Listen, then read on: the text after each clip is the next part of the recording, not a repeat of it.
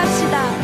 세상 모든 연망과 나의 모든 정욕은 주님 찾아에 이미 못을 박았네. 어린 날이 지나고 무거운 짐 벗으니 주의 영이 함께하니. 아멘. 성령이 계시네. 성령이 계시네. 할렐루야 함께 하시네. 좁은 길을 걸으며 밤낮 기뻐하는 것 주의 영이 함께하니. 성령이 계시네. 성령이 계시네. 할렐루야 함께 하시네. 좁은 길을 걸으며 밤낮 기뻐하는 것 주의 영이. 다시 한번 고백합시다. 성령이 계시네. 성령이 계시네. 할렐루야 함께 하시네. 좁은 길을 걸으며 밤낮 기뻐하는 것 주의 영이 함께하니. 다시 한번 성령이 계시네.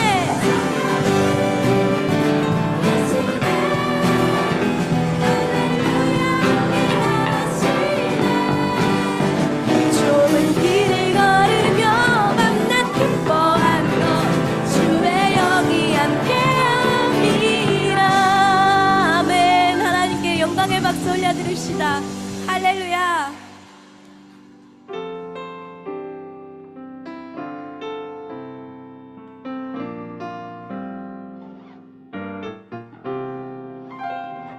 이 시간 하나님께 저희들의 기쁜 마음을 드리며 함께 예배하길 원합니다. 목마른 사슴이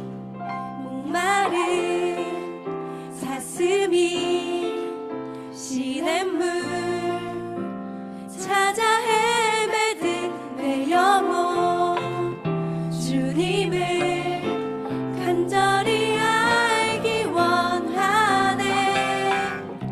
구름이 거치면 희망에 태양 떠오듯 주 사랑 내 삶을 환하게 비춰주시네. 주님의 사랑 날 찾아와 어두운 내 눈 밝히시네. 내 영혼 기뻐 노래하네. 주 볼 때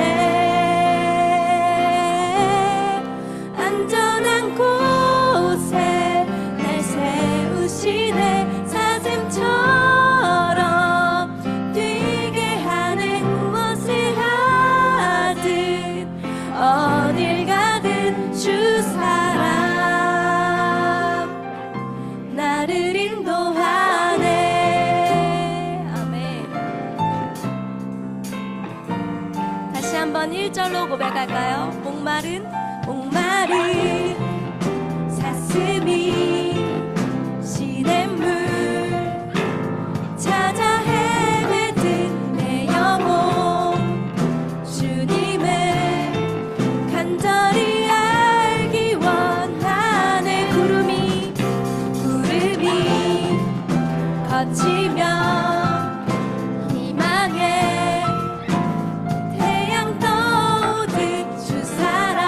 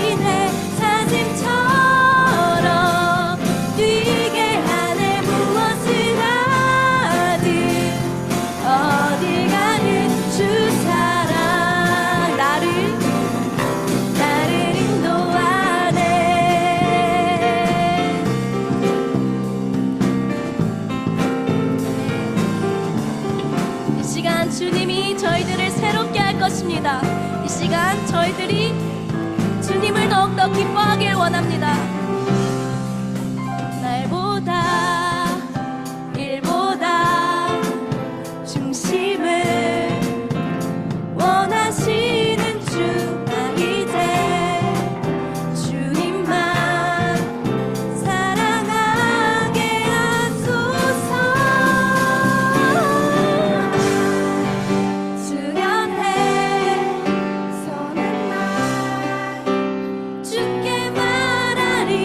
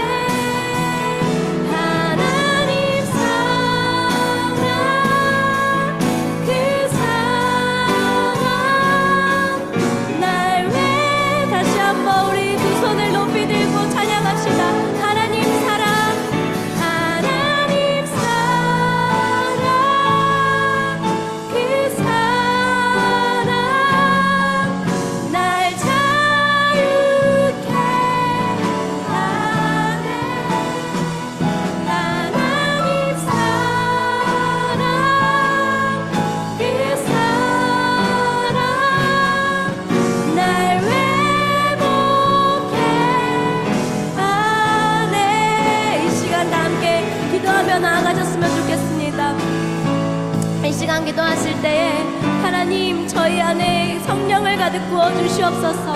하나님 저희 안에 성령으로 예배하고 성령으로 기뻐하고 성령 안에서 저희들이 회복해 되는 자유함을 얻게 되는 그러한 삶을 살아갈 수 있게 하여 주시옵소서.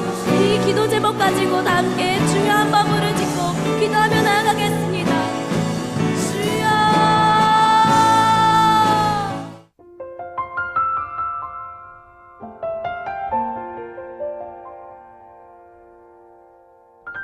어른 누군가에게 물었어요.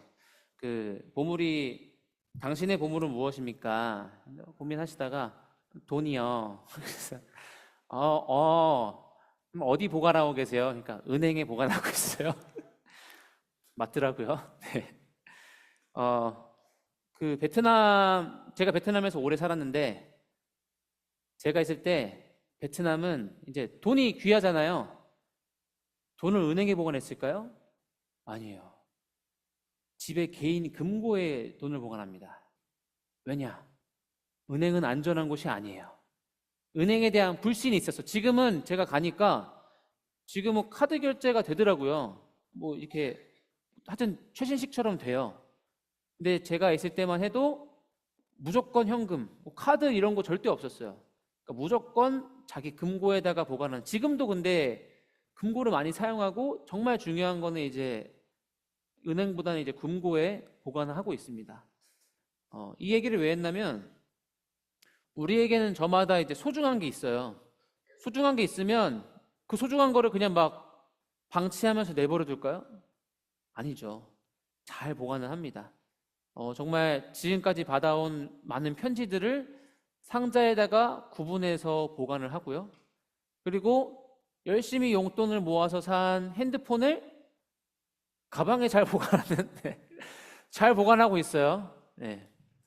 그래서 우리는 소중하기 때문에, 그리고 잃어버리거나 뭔가 망가뜨리고 싶지 않기 때문에 내가 아끼는 보물, 소중한 무언가는 잘 아끼고 보관합니다. 자, 오늘 우리가 나눌 주제는 성령의 열매 중에 이제 두 번째는 바로 기쁨입니다. 그리고 이 기쁨이라는 것이 제가 오늘 함께 이야기하고 싶은 이제 보물, 우리가 함께 말씀을 통해서 이야기하고 싶은 보물입니다. 기쁨은 보물이랑 비슷해요. 왜냐하면 기쁨을 잃고 싶어 하는 사람은 있지 않아요. 그리고 기쁘다는 것은 굉장히 우리 인생에서 소중한 감정입니다. 내가 슬프다가도 기쁨이 찾아오면 나의 슬픔이 회복되고, 그래서 기쁨이라는 것은 나 기쁨 필요 없어 라고 말하는 사람은 없을 거예요. 그래서 이 기쁨이라는 것은 우리에게 꼭 필요하고, 그렇기 때문에 우리에게는 보물과도 같은 그런 존재인 거죠. 그런데 굉장히 가슴 아픈 일 중 하나는, 첫 번째는 기쁨이라는 것이 나에게 소중한 것이라는 것을 잃어버린 채 살아가기도 하고요. 그리고 나의 인생에서 기쁨을 찾지 못하고 살아가는 사람도 있습니다. 최근 한 달 동안 나는 기뻤던 적이 있다. 한번 손들어 볼까요? 최근 한 달 동안 나는 기뻤던 적이 있다. 네, 내려주시고요. 없다. 잘 봐주세요. 없다. 자, 나는 그냥 있고 없고 그냥 아무 생각이 없다. 고마워요. 솔직하게 들어줘서. 네. 혹시 우리가 지금 바쁜 하루하루 학교 갔다가 학원 갔다가 주말에도 예배 끝나고 또 학원 가고 이런 인생을 앞으로 계속 살아가야 되는데, 이런 삶을 살아가면서 혹시 내가 기쁨을 지금 잃어가고 있지 않나, 내 얼굴에서 점점 미소가 사라져가고 있지 않나, 혹은 미소가 있는 것 같은데 뭔가 나의 마음이 점점 메말라가지는 않나? 오늘 한번 그 마음으로 내 스스로를 점검해 보시면서 기쁨을 회복하고 또 기쁨을 찾는 그런 시간이 되기를 소망합니다. 그렇다면 우리가 먼저 이야기해 봐야 될 것은 기쁨이 무엇인가? 나는 기쁨은 돈에서 온다. 손 들어볼까요? 솔직해도 돼요. 네. 그래? 돈에서 온다. 오케이. 아니다. 돈보다는 그래도 내 커리어, 나의 위치, 명예다. 둘 다 들면 어떡해? 둘 다 올 수 있어? 오케이. 인정.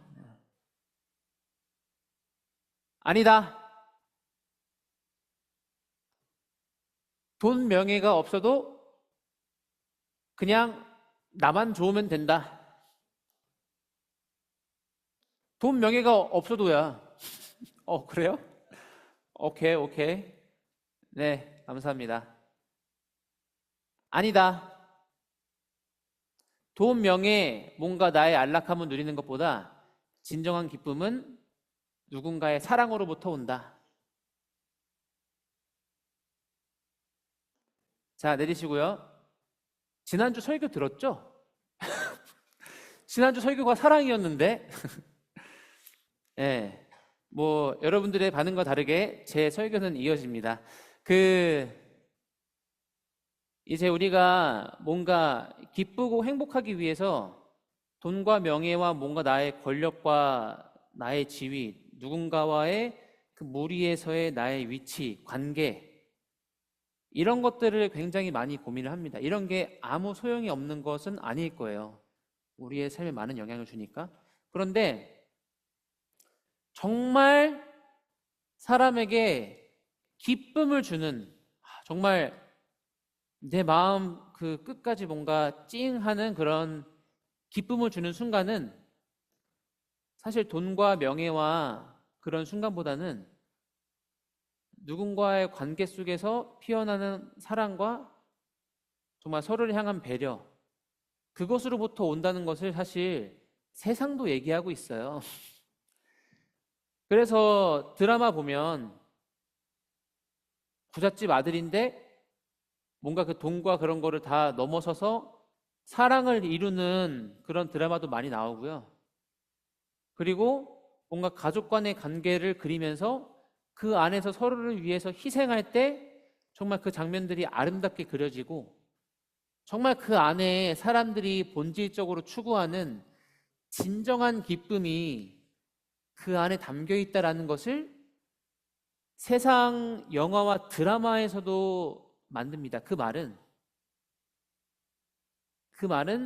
누구나 충분히 공감할 수 있는 포인트라는 이야기고, 우리는 돈과 명예를 물론 쫓아갈 수도 있지만 깊숙이 들여다보면 그것은 약간 겉에 있는 거고, 그 속을 쭉 들여다보면 그것보다는 크리스찬뿐만 아니라 모든 사람들이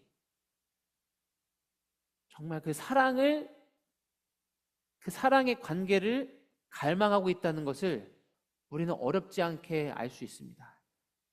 아무리 돈이 많고 공부를 잘해도 부모님과의 관계가 어렵고 친구와의 관계가 어렵다면 그것은 우리 안에 굉장히 큰 아픔과 힘듦을 주잖아요. 그래서 우리는 돈과 명예보다는 누군가의 관계 안에서 피어오르는 사랑과 그러한 어떠한 보이지 않는 것들로부터 오는 그 기쁨의 존재를 우리는 잘 알고 있습니다.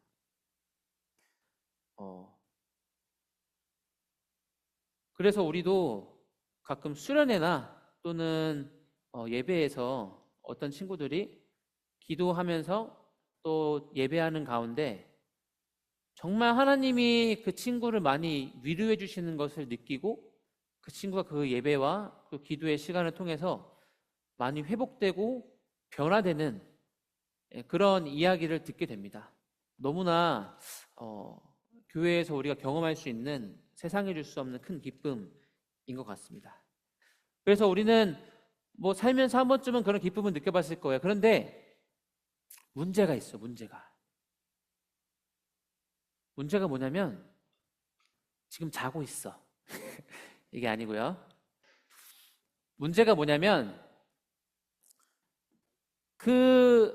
내가 정말로 추구하는 기쁨이 무엇인지 알면서도 우리는 그 기쁨을 선택하지 않기도 하고 무엇인지 알면서도 그 기쁨을 점점 나의 삶에서 잃어가고 있어요. 우리의 삶에서 점점 그 기쁨들이 하나하나 사라지고 있다는 것입니다. 혹시 여러분들의 삶에서 지금 야금야금 내 얼굴에 미소가 사라지고 내 안에 기쁨이 사라지고 있지는 않나요? 우리 선생님들 같은 경우는 이 첫 해 들어올 때는 아유 자도 이뻐 했는데 지금 꼴도 보기 싫을 때 점점 섬김의 기쁨이 사라지고 있지는 않나요? 예배팀 친구들도 정말 뜨거울 때 기도하며 섬기기로 결단했는데 지금 여러분들이 섬기는 그 자리에 기쁨이 있나요? 지금 우리가 살아가는 학교와 가정과 우리의 모든 자리에서 내 안에 지금 기쁨이 사라지고 있지 않은지 한번 생각해 봤으면 좋겠습니다. 만약 우리가 지금 그런 기쁨을 빼앗기면서 살아간다면 왜 빼앗길까? 왜 알면서 우리는 기쁨을 빼앗기며 살아갈까? 그게 아닌 것을 아는데 내가 기쁘지도 않은데 우리는 왜 계속 기쁨을 빼앗기면서 살아갈까요?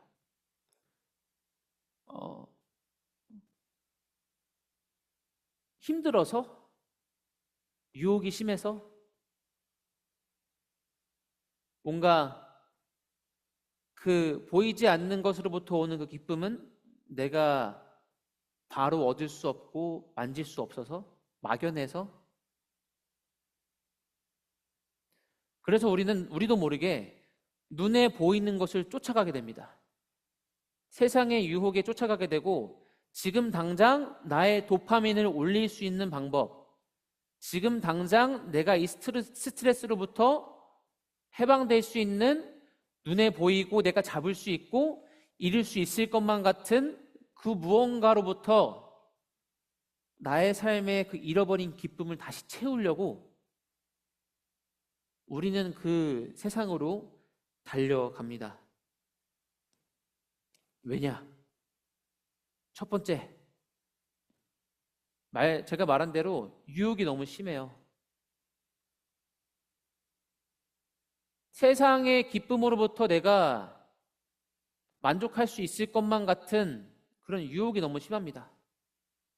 그래서 우리는 우리 마음의 공허함, 나의 그 기쁨에 잃어버린 자리를 술, 담배를 통한 어떤 무리와의 관계, 요즘 길거리에 많이 붙어있죠. 현수막, 마약, 게임 중독, 유튜브 중독, 무언가에 대한 중독으로부터 나의 기쁨이 사라져가는 것을 어떻게든 채우려고 내 기쁨이 사라지는 것에 대해서 내가 직면하는 게 아니라 그 힘듦으로부터 벗어나려고 우리는 계속 알면서도 그게 아닌 것을 알면서도 눈앞에 보이기 때문에 계속 그 유혹에 빠지고 그것을 찾아갑니다. 두 번째, 이어지는 내용이에요. 유혹도 있지만 유혹이 없어도 이런 경우도 있습니다. 나를 둘러싼 내가 처해 있는 상황 자체가 너무 힘들어요. 도저히 기뻐할 수가 없는 상황이에요. 오늘 데살로니가 말씀에서 항상 기뻐하라고 하는데 하나님, 그러면 저에게 기뻐할 수 있는 상황을 주셔야 기뻐하죠. 지금 내 삶이 이런데 내가 어떤 방법으로 기뻐합니까?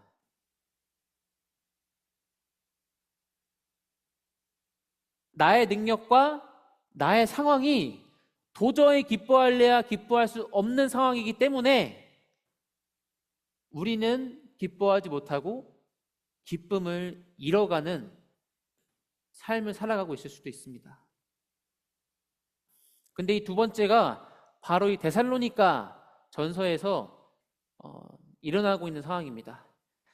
데살로니가 전서 1장 6절, 성경책 있는 친구들은 피세요. 네, 왜 덮었어요? 네, 데살로니가 전서 1장 6절 제가 빨리 읽을게요. 여기 보면 뭐라고 하냐면요, 바울이 데살로니가 교회에 보낸 겁니다. 또 여러분은 많은 환난 가운데 라고 하고요, 3장 3절 말씀 보면 아무도 이 환난 가운데서, 데살로니가 성도들은 어떤 상황인가요? 어떤 상황이에요?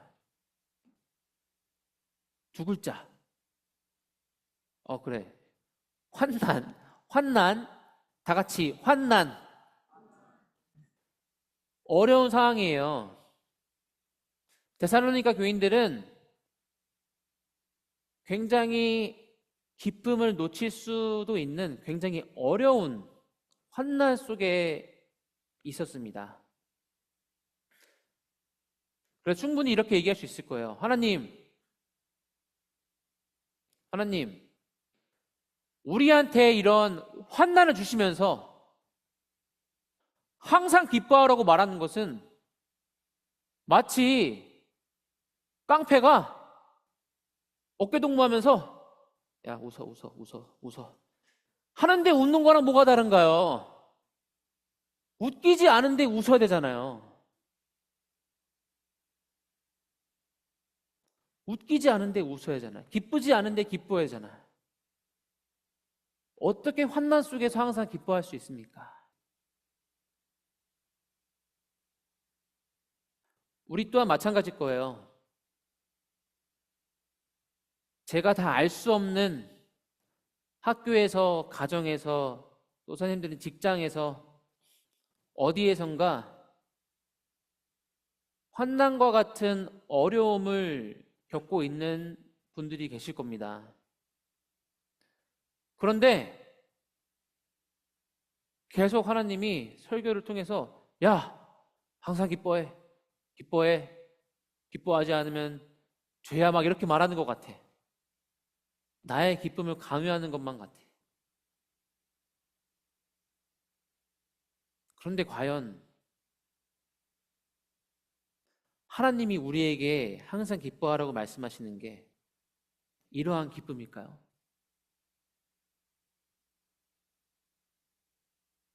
저는 하나님과의 기쁨을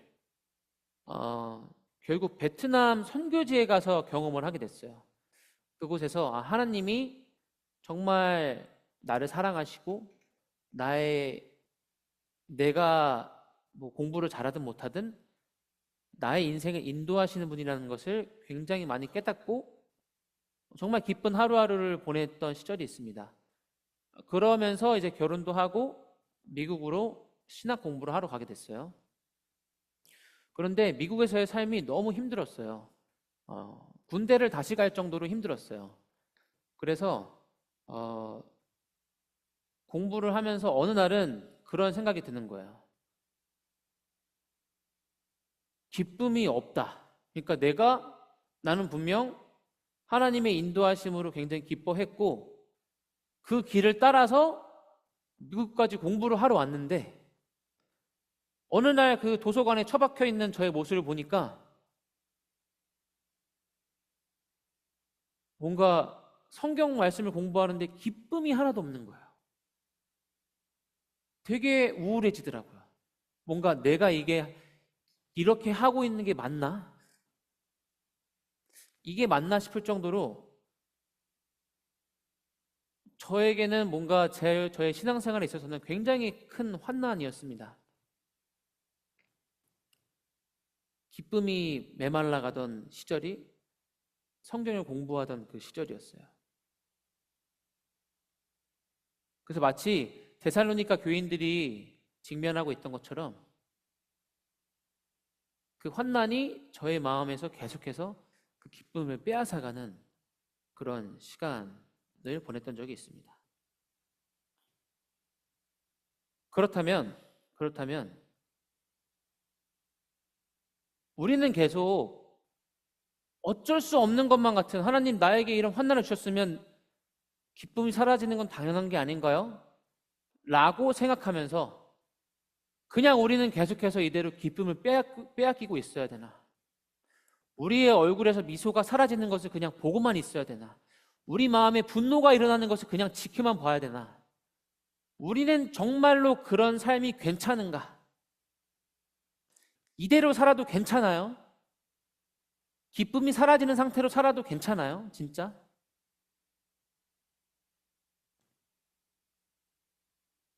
하나님께서는 우리에게 너 환난 속에서도 억지로 기뻐해, 명령이야, 이렇게 하시는 분이 절대 아닙니다. 하나님은 우리의 기쁨을 회복시킬 수 있는 그 하나님의 기쁨을 우리에게 허락해 주세요. 좀 어렵죠? 하나님께서는 우리가 다시 회복할 수 없을 것만 같은 그 기쁨의 빈자리를 하나님의 기쁨으로 채워주시는 분입니다. 우리 아까 읽었던 1장 6절, 데살로니가전서 1장 6절 말씀을 다시 한번 보겠습니다. 끝까지 읽으면 이렇습니다. 제가 읽겠습니다. 또 여러분은 많은 환난 가운데서 성령이 주신 기쁨으로 말씀을 받아 우리와 주를 본받는 사람들이 됐습니다. 이렇게 말하고 있고요.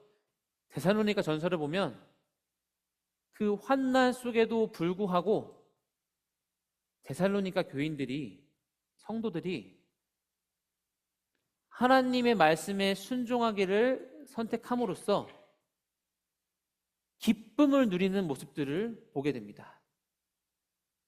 기쁨을 누리는 모습들. 예수님을 믿는 사람들이 핍박당하고 바울이 옥에 갇혔다는 소식이 막 들려오고 주변 기독교인들이 예수님 믿다가 핍박을 당하는 그런 환난 속에서 예수님 믿으면 뭐 잘 될 줄 알았는데 고난만 찾아오네, 이 상황 속에서 그들이 좌절했던 것이 아니라, 기쁨을 빼앗겼던 것이 아니라 도리어 끝까지 예수님의 이름을 붙들면서 정말 세상이 다 앗아갈 것만 같았던 그 기쁨을 빼앗기지 않았다고 합니다. 왜냐하면 하나님께서 우리에게 주시는 기쁨은 하나님의 뜻이며 예수님께서 온전히 이루어주시기 때문입니다. 오늘 5장 말씀에 보면 뒤에 우리가 읽었던 16절의 뒤에서 보면 이렇습니다. 5장 18절을 볼게요. 18절에 보면 이렇게 얘기하죠. 모든 일에 감사하십시오. 이는 그리스도 예수 안에서 여러분을 향하신 하나님의 뜻입니다. 그러니까 항상 우리가 기뻐하기를 하나님께서는 원하십니다. 그것은 하나님의 뜻이고요. 23절을 가면 그러기 위한 목적이 무엇인가? 그것은 우리가 온전히 거룩함을 입고 또 예수님께서 오실 때에 우리를 흠없이 지켜주시기 위함이죠. 가장 중요한 것. 우리가 항상 기뻐할 수 있는 이유. 5장 24절에 이렇게 이야기합니다. 여러분을 부르시는 분은 신실하시니 그분이 또한 이루실 것입니다. 그분이 또한 이루실 것입니다. 오늘 말씀에서 말하는 이 기쁨은 내가 뭔가 노력하고 아둥바둥해서 쟁취하는 그런 기쁨이 아니고요. 예수님께서 뜻하셨고 우리를 거룩하게 하며 그리고 우리가 막 아둥바둥 우리 스스로 막 쟁취하는 것이 아니라 예수님께서 이루시는, 예수님께서 우리 안에 부어주시는 그런 기쁨입니다. 조금 막연하죠? 제가 미국에서 공부할 때 그런 어려움을 겪고 있을 때 좀 제 스스로를 다시 한번 돌아보는 시간을 가졌습니다. 저에게 처한 상황은 달라지지 않았어요. 이게 제가 한 3년 차 때의 일이었는데 상황이 바뀌진 않고 도리어 추가가 됐어요. 아들이 나왔어요. 안 그래도 힘들어 죽겠는데 아들이 나왔어요. 플러스 이제 제 패턴도 바뀌고 잠을 또 더 못 자게 되고 환난은 오히려 계속된 거죠. 그런 어려움의 시간은. 그런데 제가 그 공부를 할 때 하나님께서 다시 한번 제 마음에 확인시켜 주셨던 것은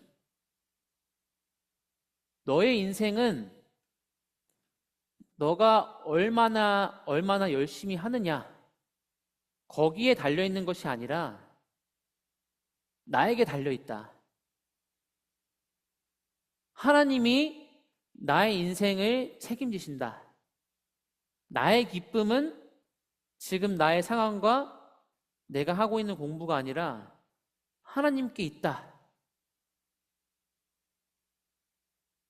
이 말씀을 제가 믿고 붙들었을 때 엄청난 변화가 있었습니다.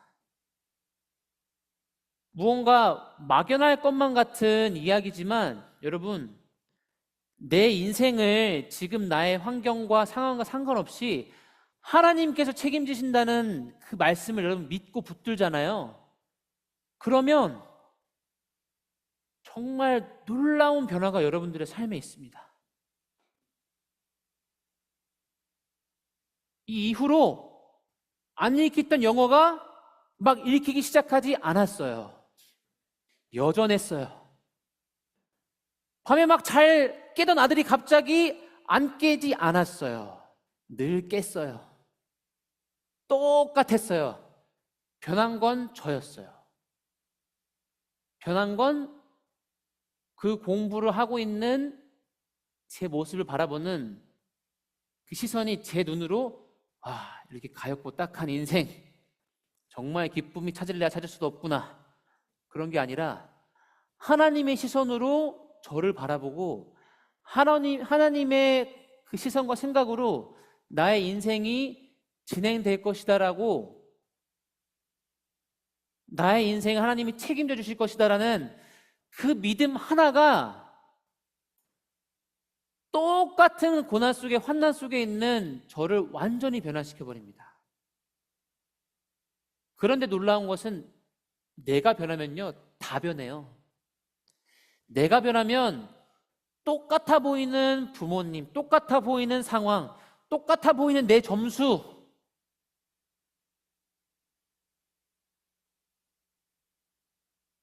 낮은 성적이 내가 이래서 내 인생을 어떻게 살까 이런 생각으로 이어지는 것이 아니라 오히려 그럼에도 나를 인도하신 하나님에 대한 소망이 생기고요. 그렇기 때문에 다음에 더 잘해볼 용기도 생기고요. 그 막연할 것만 같은 나의 인생을 책임져 주시고 나의 기쁨을 주관하시는 그 하나님을 내가 믿는다라고 고백하고 그것을 붙들면 우리의 인생은 변화됩니다. 저는 그것을 경험했습니다. 우리 가운데 정말 내가 살면서 무엇을 기뻐해야 하고 지금 나의 삶이 메말라가는 것 같고 나의 삶의 기쁨이 찾아볼 수 없어서 정말 마음 아픈 하루하루를 보내는 친구들이 있다면 꼭 하나님에게서 그 기쁨을 찾으셨으면 좋겠습니다.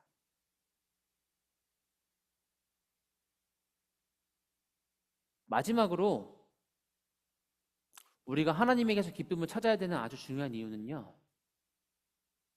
다시 돌아가서 기쁨은 우리에게 정말 소중하기 때문입니다. 그래서 우리는 그 기쁨을 우리 자신과 같이 불안한 존재에게 맡기면 안 돼요. 우리는 우리의 삶의 기쁨을 보관하기에는 너무나 연약합니다. 돌이 하나만 날라와도 나 슬퍼. 친구가 상처 주는 한마디만 해도 하나님 왜 나한테 이런 아픔을 주세요? 우리는 연약해서 기쁨을 우리 안에 담아두면 조금만 돌이 날라오고 바람이 불고 불안하면 그 기쁨이 도망가게 돼 있어요. 그런데 여러분, 그 기쁨을, 나의 기쁨을 내 안에 두는 것이 아니라 하나님께 맡기면, 하나님께 두면 돌이 날라와도 일단 아파요. 맞으면 굉장히 아픕니다. 속상하고요. 내가 죽도록 아플지언정 우리의 기쁨은 빼앗기지 않습니다.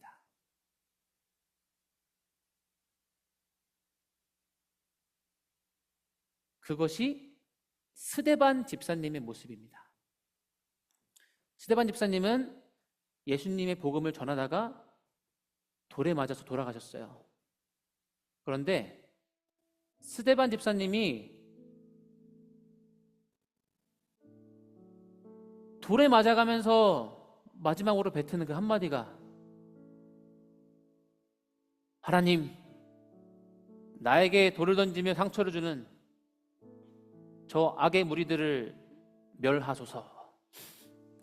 이거였을까요? 아니에요. 하나님,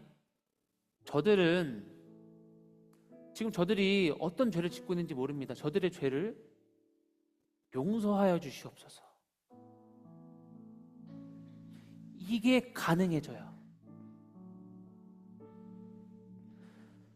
돌에 맞아 죽을지언정 세상의 그 어떤 것도 스데반 집사님의 마음 가운데 있던 그 예수님으로 인한 기쁨을 없앨 수 없었습니다. 예수님으로 인한 그 기쁨이 스데반 집사님의 마음에 가득했습니다. 요한복음 15장에 이렇게 말합니다. 내가 내 아버지의 계명을 지키고 아버지의 사랑 안에 있는 것 같이 너희도 내 계명을 지키면 내 사랑 안에 있을 것이다. 내가 이것들을 너희에게 말한 것은 내 기쁨이 너희 안에 있어 너희 기쁨이 충만하게 하려는 것이다. 여러분, 힘들죠?